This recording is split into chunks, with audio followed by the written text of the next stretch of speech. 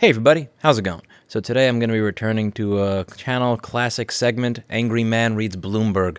This is an interesting article. I would have more expected an article like this to show up in the opinion section, and to be clear, I have no problem reading a lot of these outlets. I read the New York Times, and I will read my Bloomberg, and I will separate my opinion pieces from the hard news pieces. But the thing that really kind of bothered me here, I suppose I'll have to start reading it for you to really understand. So it says over here, GameStop Mania is delivering a dangerous rush to the Reddit mob. Now, again, this is one of those things where you just kind of expect it to be in the opinion section. Dangerous rush, Reddit mob, absurdist. So, absurdist. So they say the absurdist morality tale over the unalienable right of Redditors to pump up meme stocks and punish Wall Street has obscured a more reckless impulse. This is an opinion piece. This is not hard journalism. This should be in the opinion section. If in the opinion section, I would have no problem with it. So it's absurdist. They're discussing that you think that you have a right to pump up a meme stock and to punish Wall Street, and that this is obscuring a reckless impulse. So first thing that we have to do here is discuss the whole concept of what is absurd. So we're not going to focus on the fact that a hedge fund decides to short the 140% of the available float for a stock. That is not absurd. You purchasing the stock after you look at that, that's absurd. That's absurd. Let's continue reading on here. But what I really it's not even that I object to the premise. I object to the premise, but what I further object to is the fact that this is not in the opinion section when the framing of it, the title and the subtitle are all clearly the people writing this blog posts injecting their opinion into it. Much has been made about the deeper meanings of GameStop in this week's market mania, how it reflects the profound inequalities festering in American society, how it's a clarion call against the Wall Street establishment, or how it's even the beginnings of an extreme online populist movement ready to take down the powers that be. But what's been obscured of late by the morality tale over the unalienable right of Redditors to pump up meme stocks as a way to redistribute wealth is that many of those mostly young men, cooped up with little else to do during the pandemic, have banded together for the pure, unadulterated rush of gambling and hitting it big again and again. So there's a few things here. So it says how even the beginnings of an online populist movement. So for you to say the beginnings of a populist movement, you would really have to completely ignore the events of 2016 and 2020. Now, a candidate like Bernie Sanders would not have had a chance running for president 10 years ago. A candidate like Donald Trump wouldn't have had a chance running for president 10 years ago. These candidates are both opposites in the ideological spectrum, but they are both more, I would say, a populist than a neoliberal corporatist or a neoconservatist warmonger. These are populist candidates. The populist movement is something that has been growing for a long time in the country as people become more and more tired of the status quo screwing them over, and to pretend that this is something that happened recently is, in my opinion, quite ridiculous. But that's the thing. I would put it in my opinion. I wouldn't put it in the fact section. And further over here, you see that what they do is they talk about mostly young men cooped up with nothing else to do during the pandemic who have banded together for the pure, unadulterated rush of gambling and hitting it big again and again. Firstly, mostly young men. This is the kind of thing that I honestly, I don't really watch or see a lot of Jordan Peterson. I get linked to him a lot, but I don't watch most of it. But one of the things that I used to notice is that it is a common thing to always point out men are watching your videos. It's one of these things that like it gets interjected a bunch of times, and then at some point it starts being used as slander. Like why is it so many men watching your stuff? Why are so many men showing up to your shows? Why are there so many men in your comment section? Why are there so many men in your viewer section? Why are there so many men buying your books? And it's just an aggravating thing to deal with and answer. I've gotten this, like, not very often, but I have gotten it before from my YouTube channel, and I can't explain why it is that most of the viewers of this channel are men. One of my best friends in this entire industry that I met 7 years ago, Jessa Jones, a PhD, doctorate-level scientist that has a business doing this, has figures in her analytics section that are almost identical to mine, which is weird because everything that she presents, she's a woman, and she also in many ways has the opposite in terms of political or ideological opinions anytime that we have a conversation. We usually have good-spirited conversations back and forth, but she's presenting things from a considerably different standpoint than I am, yet the viewership is very, very similar when you look at the demographics. I am not going to try to pretend to understand why different groups have different interests or why different groups are attracted to certain platforms or certain types of videos or certain activities. And honestly, I am not going. It's not my place. It's not something that that matters to me there. I care about injustices that occur, but I just don't see the reason to bring up the fact that it's mostly men or always mostly young men that are doing a particular activity. You know, if a friend of mine or an employee or a coworker comes up to me and says, as a result of being part of X group, I feel that you treat me differently, or here's a problem that I have in society that maybe you don't understand, I'm more than happy to hear you out. If you have a problem that you think I don't have because I'm a member of a different group and you're my friend or my coworker or a family member or an employee, I want to hear you out because I actually care about the people around me in my life. And if there's something I can do or something I contribute to that would make your life feel better or make your life be better, then I would like to be a part of that. Sometimes we may not agree on everything, and sometimes our perspectives on certain issues may be considerably different, but I want to understand where you're coming from, and if we're friends or we get along, you may want to understand where I'm coming from,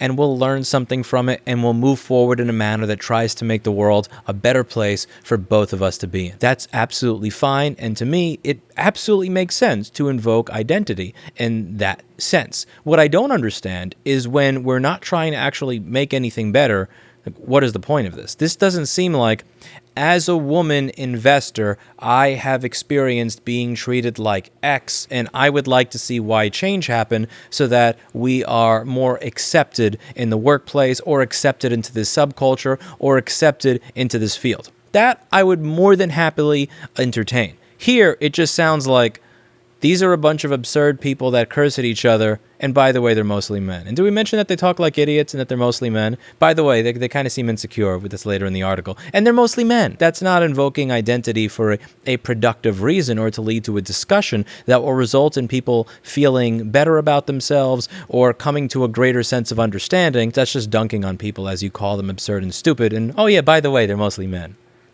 Why? And it says, cooped up with little else to do during the pandemic. That is correct, because, again, many people that are living in the United States right now have a governor that, if you are trying to get a job, will tell you this. They're saying that, is there a fundamental right to work if the government can't get me the money when I need it? Is there a fundamental right you want to go to work? work? Go take a job as an essential worker. Do it tomorrow. Right? You're working. I am. You're an essential worker. So go take a job as an essential worker. But the people aren't hiring because of... Here, it says the pure, unadulterated rush of gambling and hitting it big again and again. We're going to come back to the gambling point. I want to come back to that gambling point in a moment. It says, encouraged by Robinhood's addictive gamification of day trading and egged on by like-minded Redditors on Wall Street Bets, these traders have rejected the tedious long-term view of the passive investing crowd. Instead, many are chasing the dopamine high of going all in and getting rich quick on increasingly absurd 90s-era nostalgia stocks, all while giving the collective middle finger to the Wall Street pros and their valuations. Okay, so if we take a look at, let's say, what the top several memes were a week or two ago, you had Blackberry, GameStop, and AMC. AMC was incredibly shorted.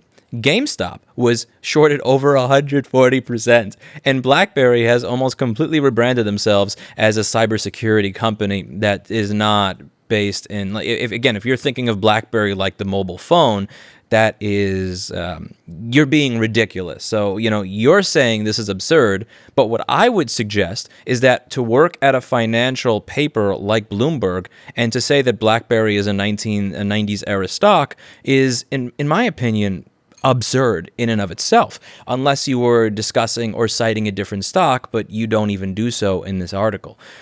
This is, again, we can argue about whether BlackBerry's actual worth at this point in time is, like $12 versus 20 or 30 or 40 or something like that. But to call it absurd and 90s era is just completely missing the boat and not doing any research or due diligence whatsoever. And again, we can disagree on the valuation of BlackBerry as the company that it is now, but to pretend that BlackBerry is like some sort of 90s meme stock is kind of like pretending that Microsoft's revenue only comes from home operating systems, or that Amazon's revenue only comes from fulfilling book orders on their platform. Amazon has AWS. Amazon fulfills a lot more other than books, and Microsoft sells many other products and services than just a Windows home operating system. But the thing here is that if you want to allow it to fit a more cutting, echo chamber friendly narrative, you can just pretend that all Blackberry ever did was make the 8703E and the 8330 curve, and everything after that is just them clinging on until they go bankrupt so that you can call it a meme. Now, when we discussed Robinhood and the gamification of trading, this is one thing I brought up in the Yahoo article. To be clear, I'm not saying that we should be doing gamification of trading, but when people point out that like confetti falls down the screen when you're done with a trade, it's just hard for me to process that someone is thinking to themselves, you know, I wasn't going to buy $300,000 worth of NWBO with my wife's retirement fund, but since they have confetti show up down the screen, $300K into NWBO, YOLO. It just strikes me the same way as when people used to say that if I played Street Fighter as a kid, that this would cause me to be violent in school, or that I shouldn't be playing Mortal Kombat with my cousin on the Super NES because that would cause us to be violent and actually beat people up on the street and kill them. And it seems like the 2021 version of that, and it's just something that bothers me. Now, we could say that Robinhood attempts to get rid of as many barriers as possible between a complete noob in trading. By all means, that's something to discuss. But when we're talking about the fact that like confetti shows down the screen or something like that I saw mentioned at one point in this article, I think that we're being somewhat ridiculous. Granted, this democratization of the markets billed as a fun and easy way for millennials to accrue wealth has led to some stellar gains. Yet there's a fear the free-walling camaraderie built upon taking bigger and bigger high-risk gambles and fringy oddball stocks is fueling a recklessness towards investing that will ultimately leave most with less money, not more. This, I believe, is correct. You have people that are deciding, screw it, I'm going to just bet everything on these 2 or 3 or 4 tickers, and hopefully I get somewhere with it. But I would like to save the why of that until later in the video as I am discussing the gambling section. It's very much like a drug, Kelly Mothner, a licensed clinical psychologist in Hermosa Beach, California, who specializes in gambling and addiction, said at the Stock Frenzy. It's big and it's strong and it's powerful, and you want more of it. The thrill of it is creating a dopamine rush, which is pushing people to be very impulsive with the notion that there's something really big on the other side if they just keep at it. There's something else there. I would agree dopamine is going to, if you make money and then you make it again, you're going to try to do it again and maybe do something silly. But there's something else at play that we're going to go over to. Whenever Robinhood sends confetti to app users who place a trade, for example, it's kind of like with slot machines. They're so colorful and loud and noisy. These little jolts just feed the desire to keep going. And again, if you're YOLOing $300K of your wife's retirement fund into NWBO, something tells me it wasn't the confetti. Robinhood didn't immediately respond to requests for comment. Of course, there's always been a certain casino-like quality to investing. It's precisely the kind of critique those on Robinhood have levied at high finance, that when pedigreed hedge funds risk it all and they win, it's savvy investing, but when ordinary investors hit a big number, it's gambling. Yet it's hard to ignore this week's sheer extremes in the way these retail traders, 10 months into the pandemic, are plowing en masse into a variety of obscure names for maximum rush and volatility. And it's no coincidence the gambling craze in financial markets emerged after the pandemic shut down sports and the booming business of online sports betting. Okay, I was going to save the gambling section for later, but they are clearly not going to make any attempt at all to actually explain the reality of what has people deciding to gamble on stocks, which is insane coming from a financial paper. So let's try to understand this a little bit. So first thing to understand here, if you just take a look at the Federal Reserve balance sheet, do you notice anything? Bloomberg? Journalists, or should I say bloggers? What could be causing people to trade irrationally? Is it the lack of sports? Yeah, it's definitely the lack of sports. It has nothing to do with the fact that our money supply has almost doubled inside of a month. Like, does this mean nothing to you?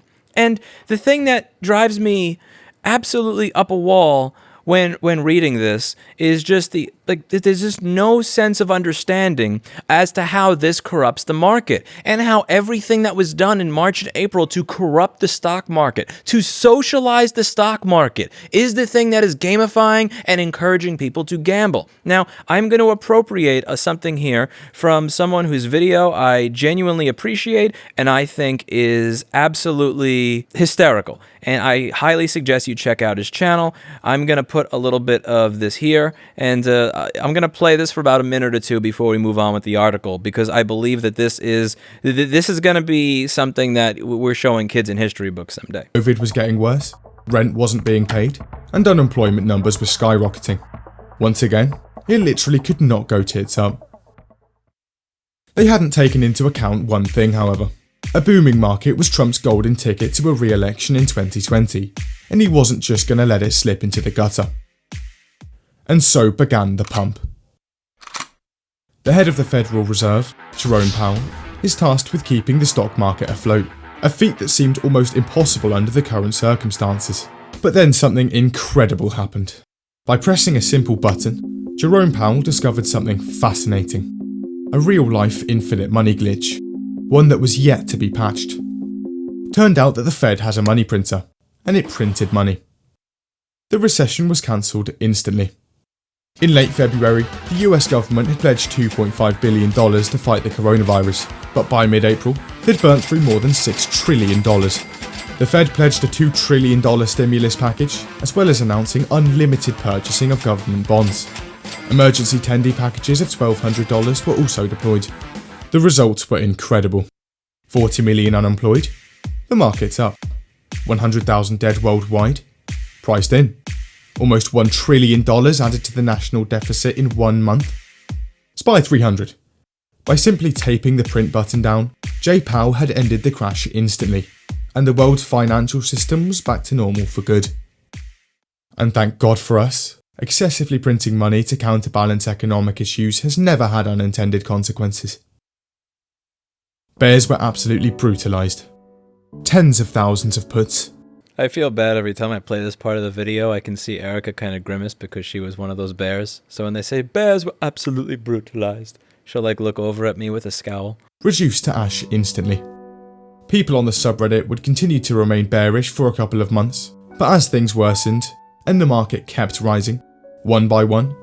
See, now what you see here are people that actually were trading on the fundamentals. The thing that, why are people not trading on the fundamentals? Why are these idiots not trading on the fundamentals? Why don't people look at the fundamentals? They did. They looked at the fundamentals and they got fucked in the ass for it. They fell. Look at this. By late May, it was over. Even with 40 million Americans unemployed, the Nasdaq had surpassed even the pre-crash peaks of late 2019. The way that looks, by the way, they have actually, on Wall Street Bets, made a wallpaper out of this that says just hold. Looking like this artificial boost to the stock market after they pulled out the money printer. The Dow Jones Index wasn't far behind. The bears had lost. It had been a rocky few months for the world in general, but things were finally improving. The economy had made a full recovery.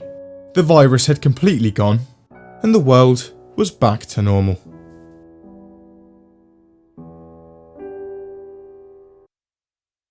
He's not wrong.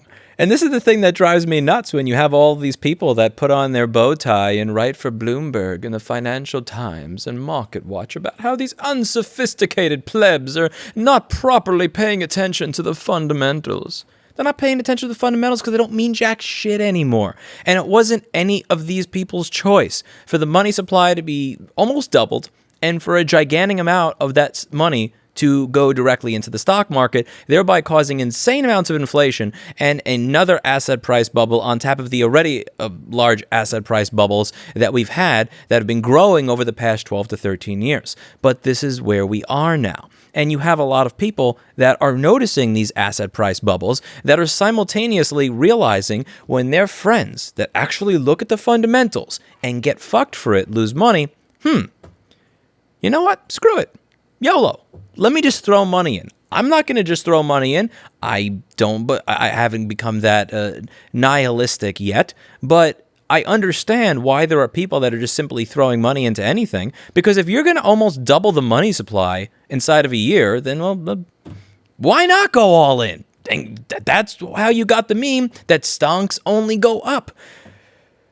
And there's just no demonstration of understanding of that within this article or within many articles like it where they're calling people absurd. Now, granted, you have people on this sub that will culturally appropriate the degenerate style of a 1980s Wall Street boiler room. That is where this subculture comes from, the whole, like, the way they talk to each other and the way they shit on each other and all of that, and the way they're cursing at each other back and forth. You can post these screenshots for people to laugh at, but that's what they're culturally appropriating.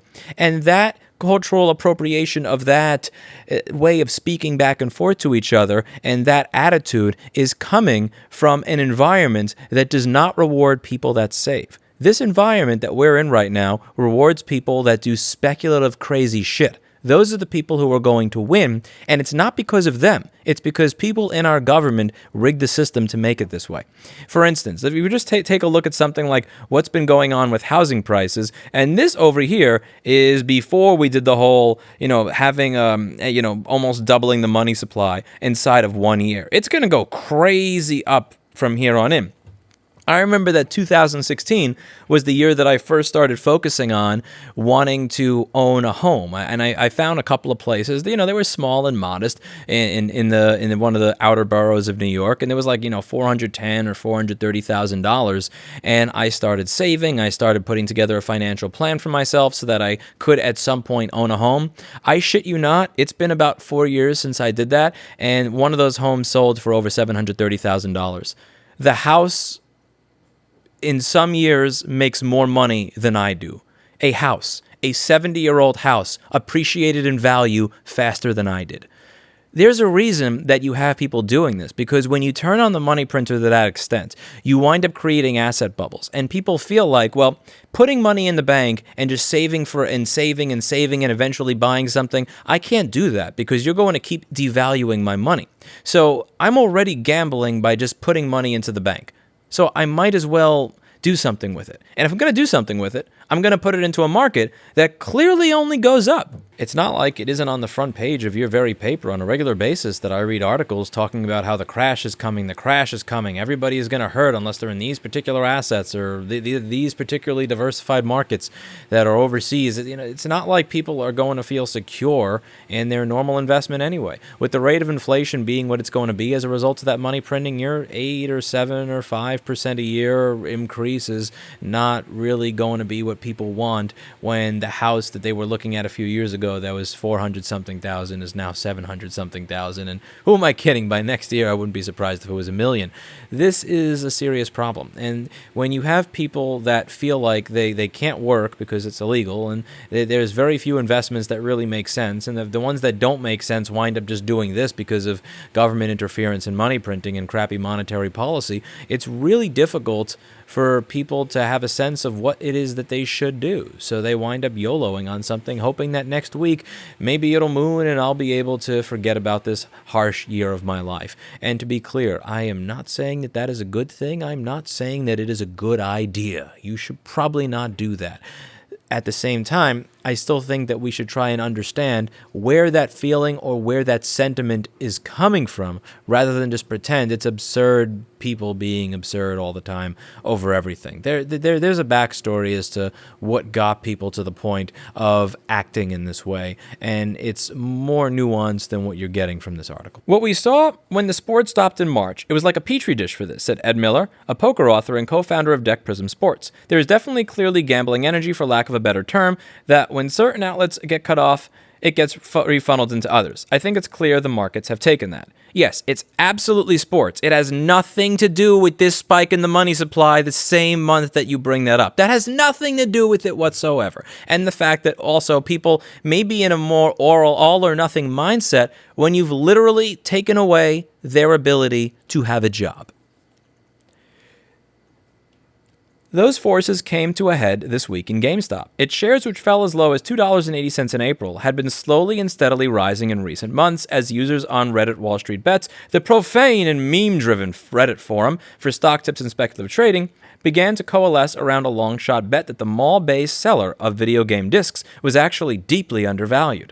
Soon, however, fundamentals took a back seat. Last week, the Wall Street Bets crowd began to wage a campaign to push GameStop shares higher after a critical tweet from noted short seller Citron Research. Melvin Capital, which was also betting on GameStop's decline, soon came into the crosshairs. GameStop, meanwhile, soared to stratospheric highs. Again, when they say not looking at the fundamentals, they're not going to mention the 120 to 140% short percentage, are they? Like that just doesn't exist to you. And this is one of the things that drives me nuts with the articles that fail to mention that. Now, when I'll hear Peter Schiff criticize this, Peter Schiff will say the company itself is a failing, bankrupt, soon-to-be bankrupt crap company in his opinion, but there is this insane short interest, which is what people jumped on. Like, at least he gets it, but they're not even pretending to get it, or trying to.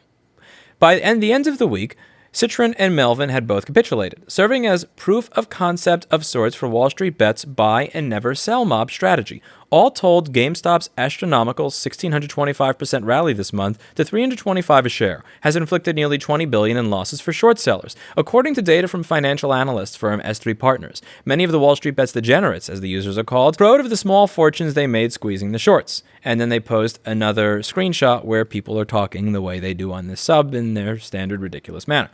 The mania quickly spread to other meme stocks like Blackberry, AMC, Entertainment, and Express, which each soared to highs unseen in years. The surge in trading activity and the tremendous volatility it caused prompted Robinhood and other online brokerages to restrict purchases of some of the Reddit-fueled names, sparking outrage on both sides of the aisle in Congress and sowing darker conspiratorial motives among Wall Street Bets users. Yes, because everything I mentioned in the 35-minute video I did regarding the relationship that some of these brokerages have with the companies that are bailing out the companies that are shorting the stock, and then going on CNBC and lying about their liquidity problems. And yeah, there's absolutely no reason to have conspiratorial thinking. As the GameStop saga seeped into the public consciousness and the mainstream media began to pick up on the seemingly unbelievable turn of events in one corner of the stock market, the focus turned to trying to understand how it all happened and explain what it all meant, which you have clearly failed to do. And again, when they say to other meme stocks like Blackberry, I don't know how else to put this. Like, if you disagree that Blackberry is a $15 or $30 or $50 stock and you think it's more of a $12 or a $10 or an $8 or a $7 stock, that is something that we can discuss. That may make sense. But if you think that BlackBerry is a meme because you have not seen a phone with a trackball in 13 years, you are not well informed, and I'm sorry, you should not be writing for Bloomberg. You have no business writing for a news outlet. You have no business writing for a financial paper. That's just the reality. I mean, there are people that I speak to that go, isn't BlackBerry an obsolete phone company? And because they don't write for a financial news organization, that's fine. I used to think the same thing. I also did not write professionally for a financial news organization. There should be a basic level of research or editorial scrutiny done when articles get to be published in these organizations, especially when you're able to milk jackasses like me for $20 to $40 a month for the privilege of reading it. Some pundits show shades of the original Occupy Wall Street movement. Others viewed the episode as a symptom of the frustrations of the millions of have-nots created by late-stage capitalism in the United States. Many on Wall Street Bets even cast themselves as righteous populists who saw GameStop as their Rubicon and claimed to be willing to burn it all down to expose the hypocrisy of the 1%, losses be damned. That is true. But trying to find a deeper meaning masks a basic and undeniable fact. Gambling is fun and addictive, especially when you win. What's more, forums like Wall Street Bets provide a much-needed sense of community for young, lonely, and arguably financially insecure bros, and by all accounts, these are overwhelmingly men during an interminable lockdown. Now, I agree that gambling is something that is bad, and that it should be discouraged in our society. Again, the way that financial and monetary policy has been in our country for the last 14 years when it comes to interest rates being as low as can be and having a balance sheet that looks like this, I think you need to understand why it is people are turning to gambling, because sensible investments seem to just not make sense the way that they used to, particularly in a market environment where, regardless of anything, stocks just go up. When you inject trillions of dollars into a marketplace, the value of the assets in that marketplace may go up, regardless of their actual value, because of the money that has been injected. And this is something I mentioned earlier in the video. I genuinely don't see the need to, and by all accounts, these are overwhelmingly men, insecure bros, and it's just like, what is the point of that? Again, I'm not saying that there are not issues to be had between genders, races, gender identities. If someone comes to me and says, Louis, my experience as a black person in society is different from yours in this way, and I would like you to hear me out and understand it. Or Louis, as an employee at your company, I feel like as an ex-individual, I am treated differently. I would sit them down. I would listen to them. I may be an asshole, but I actually do try to listen to people, and I would hear them out to try to understand where they're coming from and how I can make their situation better, or how I can, at the very least, if I'm not able to make their situation better because it's part of a larger societal trend, what small part can I do to try and make things better that are going to make sense and be better off for everybody. And we're not always going to agree, but I'll listen and I will try to do something because, again, I'm an asshole, but I'm not that much of an asshole. What I don't understand is the point of bringing it up in this way. If you're bringing up gender and race to say, I am bringing this up because I, as X group, have a worse experience in society or in this particular place, hear me out, I'll hear you out. But when you're just saying, you know, these people are absurd and ridiculous. And by the way, they're mostly men. Oh, yeah, these people gamble and are really ridiculous and are profane. And by the way, they're mostly men. It's like, what the fuck are you trying to accomplish with this? What is the point of this identity splicing constantly in this article? If you're going to bring up identity, bring it up in a manner that is productive, that you think will lead to a conversation where something gets better, rather than, this just doesn't make sense. It's just asinine to me. People are looking for social connection and being a part of something, said Dan Egan, Managing Director of Behavioral Science and Investing for robo-advisor Betterment. This is a really interesting participation sport. You can cause the price to move. You can help your team win. The ability to do that is very, very attractive. I agree that there are probably people that get off seeing that they can make a stock go up. And that's going to end badly in, I wouldn't even say the long term, I would say the short term. I do think that a crash is coming. I am not a financial investment professional. I am as much a financial investment professional likely as the people who wrote this article. But to be clear, not a financial investment professional, just 2 plus 2 equals 4 in spite of how much money you try to print into that equation. And I don't see how this is not an insane bubble based on the euphoria that everybody has. I have pulled most of my money, most of my assets out of the market because I've kept this very small amount in because I don't know how the next few months are going to go. I agree with this, and I wish that this was the driving point of the article rather than all of the other crap. If the stock market has become a game, apps like Robinhood are its arenas, and tickets are free. Robinhood was already under scrutiny for gamifying trading. In addition to the confetti, members have a chance of being awarded shares of company like Apple if they can persuade a friend to sign up. A list of the app's 100 most popular stocks are published on the website. All that fanfare serves to make investing seem more exciting than the droll advice typically shelled out by financial advisors. Diligently set aside a portion of your paycheck each month into index tracking funds and forget about the market's ups and downs.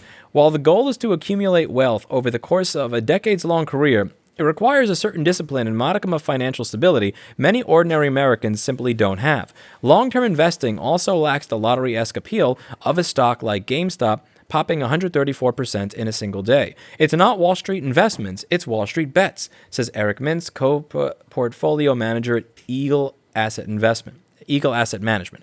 There's a gunslinger mentality. Making a lot of money is a sexy idea.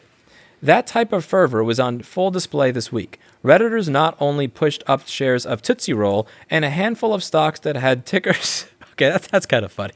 Starting with BB in a seemingly ironic and goofy Wall Street Bets homage to Blackberry, but also caused shares of an obscure oil company called New Concept Energy, which employs just 5 people and appears to produce negligible amounts of oil and natural gas, to skyrocket almost 1,000% in a single day. YOLO indeed. Haven't actually followed that. That actually kind of gave me a laugh. Unsurprisingly, the degree of speculation in GameStop and other meme stocks has Wall Street warning that the end will be painful. And popularity also doesn't guarantee profits. One academic paper on the Robinhood phenomenon last year concluded intense buying on the app was linked to future negative returns. The reality of the matter is that over a long period of time, long-term investing is frustratingly boring, said Ben Johnson, director of global ETF research at Morningstar Inc. The outcome of this is that a lot of those people are going to learn painful lessons and have a moment where they're going to rethink their approach to investing. Again, I look over the Wall Street Bets lost porn section from time to time, and I have no idea how people, A, garner the balls to do that, B, why would you make those types of decisions, and C, how to put this? Once you've made that type of decision, why would you want to share it with the world? I don't understand it. I don't understand the gum omens. I don't understand the guy that wore the wolf mask and bought apple puts 2 or 3 years ago and cried and screamed on stream about it. I don't understand that part of the culture, and it's not something that I would encourage, and it's not something that I would do. But here's the thing. If you want to reach out to a group of people and you want to tell them that maybe they should take a different approach, you should probably take a less adversarial approach to getting them on board. So when it comes to right to repair, I don't walk up to people and say that it's absurd that you don't want to repair your own device. You just buy a new one. That's absurd. That's ridiculous. What a waste of money you do. That would cause people to say, fuck you and fuck your right to repair movement right up the ass. That's not the way that you get people to come along to your side. What I do is I try to make what I do on this channel fun. When I make the repair videos that none of you watch, when I make board repair videos that people used to watch once upon a time, when I do these videos, I try to make them fun. I try to have a little bit of, hey everybody, how's it going? Today we're going to be working on a MacBook with a dead fuse. I try to make it a bit fun, something that you could follow, throw a little bit of Mr. Rogers and Bob Ross in there, a little bit of AVE every now and then. It's kind of like an eclectic mix, mash of strange personalities, and I want it to be something that's not only interesting and fun, but also something that you can actually learn. I try to make it into something that doesn't seem like you're not able to do it or like I'm just better than you. I try to represent myself as a moron, because if I represent myself as a moron, you'll think, well, gee, this moron can do it, then so can I. And I also try to teach you on your own with freebie advice on a regular basis how you can do it and how you can save money. And the result of that over several years has been that people have embraced the right to repair movement across the country, across other countries. There are bills that are popping up in over 17 states at this point that I'm going to have to be traveling to this year once COVID is done. If COVID is done, we'll see. That's how you get people over to your side. But this idea that if you think that you have a better way of doing something or that someone else is doing something great, pointing out that they're insecure, they're bros, why are they all men, they're absurd, they think they have this unalienable right to buy a stock, and insulting the things that they do that actually make sense by pretending that they never made any sense all along, you're not going to get any people over to your side. What you're doing is you're speaking to an echo chamber of people at Bloomberg and people that work on Wall Street and people in high finance that agree with you. And while it may feel good to speak to that echo chamber, sometimes it's good to step a little bit outside of that and actually understand where other people are coming from rather than just taking screenshots of the most ridiculous things you see in a forum. One of the things that I'll do on Reddit, I'll go to r/Tesla when someone says, that they don't like me because of something I said about Tesla and right to repair. I will go to r/Apple and I will actually respond. If someone has a misconception or they just have a question or they think something that I think is not true, and I will respond to them as politely as I can. Sometimes it works. A lot of the times it doesn't, but when it works, I've got someone that's on my side that's considering my viewpoint and considering what I have to say. The way that you go about discussing these things is going to determine whether or not you're successful with your approach. But the thing is, what are you looking to be successful at? Are you looking to be successful at feeling better within your Bloomberg bubble, or are you willing to actually learn something about a culture that you don't seem to particularly care to understand? And if you think that culture, if you do understand it, is not good, actually attempt to reform it or bring people over to your side. I think that this is more successful at the speak to an echo chamber bubble. That's about it for today. And as always, I hope you learned something. This has been yet another episode of Angry Reading Bloomberg. And yes, I shit you not, I pay $40 a month for this. I actually started doing this when they had a really good article about Apple and Qualcomm going back at each other for a lawsuit, and it was genuinely good journalism that I could not find anywhere else. And since I could not find the specific facts that I was able to find on Bloomberg anywhere else, I said, fine, F it, you win, you get my $40. But the more I read stuff like this and the more I see it classified in the normal section and not the opinion section, you're not even trying. I mean, like, you're not trying, and you're professionals. I would expect from a site that's less professional, that is less prolific, or at the very least, I would expect it in the opinion section. But like, please fix this. Please have a dialogue or a conversation with the people who are writing these pieces, because you do have some genuinely good hard reporting, and I like reading the hard reporting. And, you know, people will say New York Times and Bloomberg, those are horrible leftist newspapers. I mean, you realize New York Times broke a lot of really good hard reporting on the corruption of the Clinton Foundation. It is good stuff there. You just got to know what to look for. You know, it's like a grocery store. You'll have chocolate. You'll have vanilla, you'll have fresh meats, you'll have fresh vegetables, you'll have your milk, you'll have your almond milk, you'll have your dessert, you'll have your popcorn. You can get virtually anything you want at a grocery store. But there are certain expired goods that you should never find in the grocery store. And I kind of feel like this article is an expired good. Let me know what you think in the comments down below. Am I being unreasonable? Do you think that I make sense? Do you think I'm just being an asshole for the sake of being an asshole? And if I am being an asshole,